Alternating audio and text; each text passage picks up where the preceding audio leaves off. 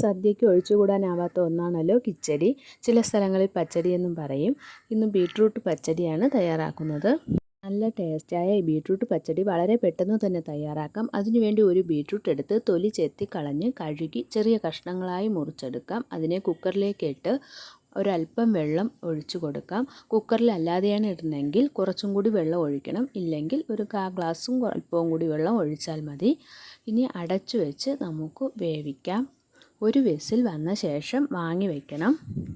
കുക്കറിൽ അല്ലാതെയാണ് വേവിക്കുന്നതെങ്കിൽ അടച്ചു വെച്ച് വേവിച്ച ശേഷം വെള്ളം വറ്റുമ്പോൾ വാങ്ങി വയ്ക്കാം. ബീട്രൂട്ട് കഴിക്കാൻ മടിയുള്ള കുട്ടികൾക്ക് ഇതുപോലെ കിച്ചടി ഉണ്ടാക്കി കൊടുക്കുകയാണെങ്കിൽ വളരെ ഇഷ്ടപ്പെടും. ഒരു വിസിൽ വന്ന ശേഷം വാങ്ങി തണുക്കാൻ വയ്ക്കാം.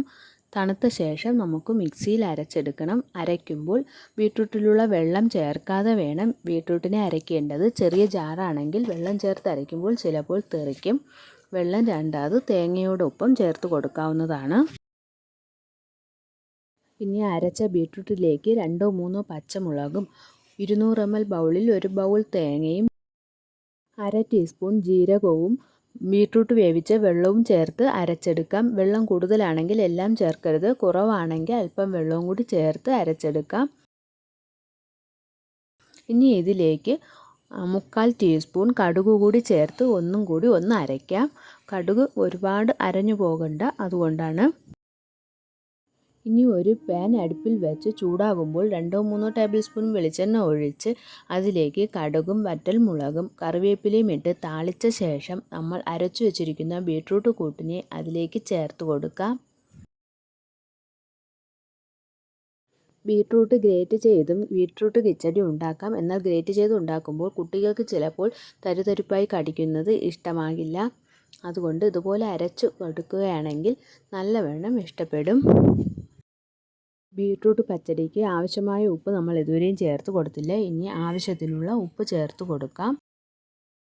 ഉപ്പ് ചേർത്ത് ബീട്രൂട്ട് കൂട്ട് നല്ലവണ്ണം ചൂടാവുന്നതുവരെ ഇളക്കി കൊടുക്കണം. ഇനി അതിലേക്ക് നമുക്ക് തൈര് ചേർത്ത് കൊടുക്കണം. നല്ല കട്ട തൈര് നല്ലവണ്ണം ഉടച്ച് ചേർത്ത് കൊടുക്കാം. ചെറുതായി പുളിപ്പുള്ള തൈരാണ് നല്ലത്. ഒരുപാട് പുളിയുള്ള തൈര് നല്ലതല്ല. 1 മുതൽ 1.5 കപ്പ് വരെ തൈര് ചേർത്ത് കൊടുക്കാവുന്നതാണ്. പുളിയുള്ള തൈരാണെങ്കിൽ അത്രയും വേണ്ട. തൈര് ചേർത്ത് നല്ലവണ്ണം ഇളക്കി യോജിപ്പിച്ച ശേഷം ഉപ്പ് നോക്കാവുന്നതാണ്. ഉപ്പ് കുറവെങ്കിൽ ചേർത്ത് കൊടുക്കാം.